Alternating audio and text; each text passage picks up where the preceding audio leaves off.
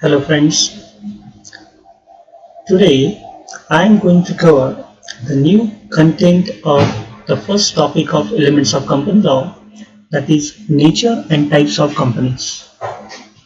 If you are new to my channel, please subscribe to my channel eContent PV for the latest videos and updates regarding commerce management and accounting.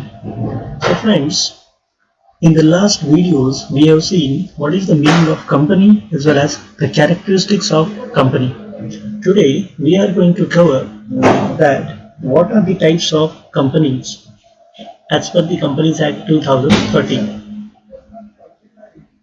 So, companies are classified on three bases, that is, on the basis of mode of formation, on the basis of number of members, other kinds of companies.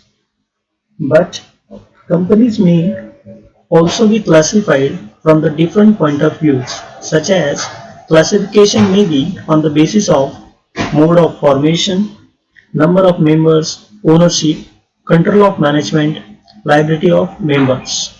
So dear friends, let's start the types of companies on the basis of mode of formation.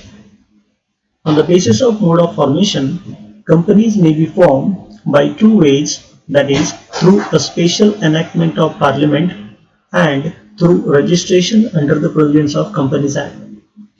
So first of all, I am going to cover the first point, that is statutory companies.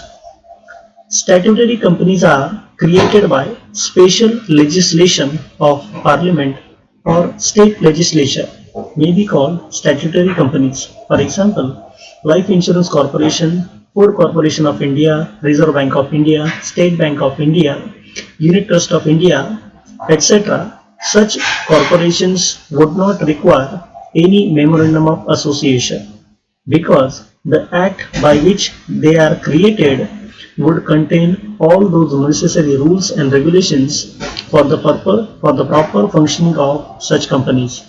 These companies are mainly concerned with the public utilities such as railway, gas, electricity companies, having its importance all over the country. The provisions of the Companies Act 2013 will also apply to such corporations as long as are not inconsistent with the provisions of the special act under which they are created. It means statutory companies are the companies which are created by the statute which is passed in the Parliament of the India, and few of the examples of statutory companies are Life Insurance Corporation, that is the LIC, State Bank of India, Reserve Bank of India. So these companies they are being created on the basis of statute which is passed in the legislation assembly. So second point is registered companies. A registered company is established by registering it with the Register of Companies under the Companies Act 2013 or under any of the provisions of the Companies Act. All the existing companies in India except the statutory companies have been formed in this manner. Tata Steel and Iron Company, Reliance Industries Limited, Maruti Udyog Limited are the few of the examples of registered companies in India. Now let's talk about the second classification, that is on the basis of number of members. First is public company and private company. So here, first of all, we will talk about the public company. As per section 2 subsection 71, the definition of public company is public company means a company which is not a private company, has a minimum paid up capital of rupees 5 lakh or such higher paid up capital as may be prescribed, provided that a company which is subsidiary of a company not being a private company shall be deemed to be public company for the purpose of this act, even where such subsidiary companies continue to be a private company in its articles. Private companies. Private company means in case of family business or small scale enterprise, it is more convenient to form a private company because one can form it with the minimum number of 2 members only. But in case of one person company, it is possible with one person also. The maximum number of members can be up to 200 only in case of private company. So to talk about the definition of private company, section 2 subsection 68 talks about the definition. The definition is private company means a company which has a minimum paid up capital of rupees 1 lakh or such higher paid up capital as may be prescribed by its articles. Private company restricts the shares to transfer freely except in case of one person company, limits the number of its members to 200, prohibits any invitation to the public to subscribe for any securities of the company. Here, while calculating the number of members, the few points should be taken into account. Present employees of the company should be excluded and the past employee of the company who were members of the company during their employment and have contributed to be members should also be excluded. Now to talk about the other kinds of companies. So dormant company, small company, SIG company, associate company, one person company, it's very popularly known as OPC, and charitable company, listed company. These are the few other kinds of companies. So first of all, we will talk about the dormant companies. Dormant company means where a company is formed and registered under the Companies Act for future project or to behold an asset or intellectual property and has no significant accounting transaction. Such a company or an inactive company may make an application to the registrar in such a manner as may be prescribed for obtaining a status of dormant company. Section 455, subsection 1. Inactive company means company which has not been carrying any business or operation or has not made any significant accounting transaction during the last 2 financial year or has not filed financial statements and annual returns during the last 2 financial years. The provision would help to promote rapidly incorporate companies. Companies can be incorporated and kept aside when one need to start business. It is possible that they can either make their dormant company active or else buy a dormant company from any person who intend to sell it.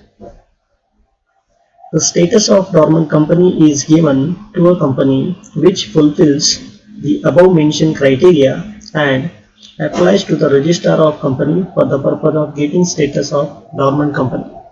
Here, dormant company in simply means the company which is registered but during the last 2 financial year they have not made any significant financial transaction, or the company which is registered which was active but due to some reason the company's transactions are not being taken places.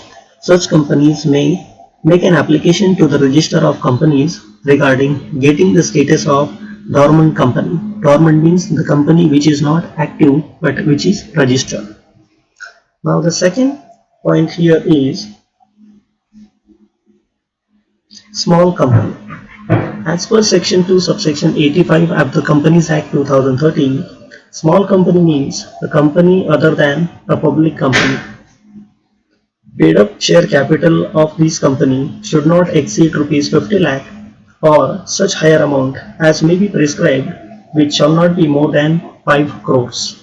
It means to be a small company, the share capital of the company should not exceed 50 lakh rupees or maximum 5 crore rupees. Second, the turnover of this company as per its last profit and loss account does not exceed 2 crores or such higher amount as may be prescribed, which shall not be more than 20 crores. A holding company or a subsidiary company, company registered under section 8, company or body corporate governed by special act, private company, one-person company, and company other than public company can be a small company. Under the Companies Act 1956, private company and public company was distinguished. However, as per the new Act of 2013, it is expected that all exemptions should not be blindly extended to private companies. However, it should be extended to certain selected companies which are small or limited in size and scale. This separate framework of small companies would encourage more entities to opt for corporate framework. Now, what are the advantages of small company?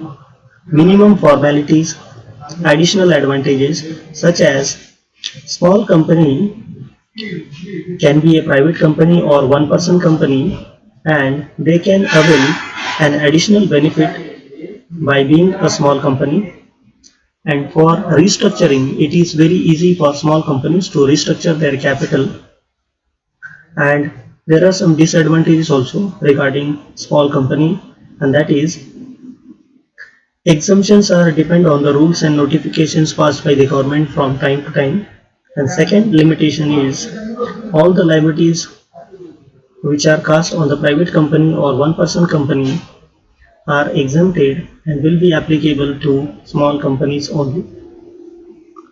Now we are talking about the third company, that is SIC company. SIC company is a company which is not in a position to pay its outstanding debt. See, SIC company means, in a very layman term, SIC company means a company which is not able to pay its debt. The secured creditors of the company representing 50% or more of its outstanding amount of debt are required to serve notice on company to pay the dues within 30 days.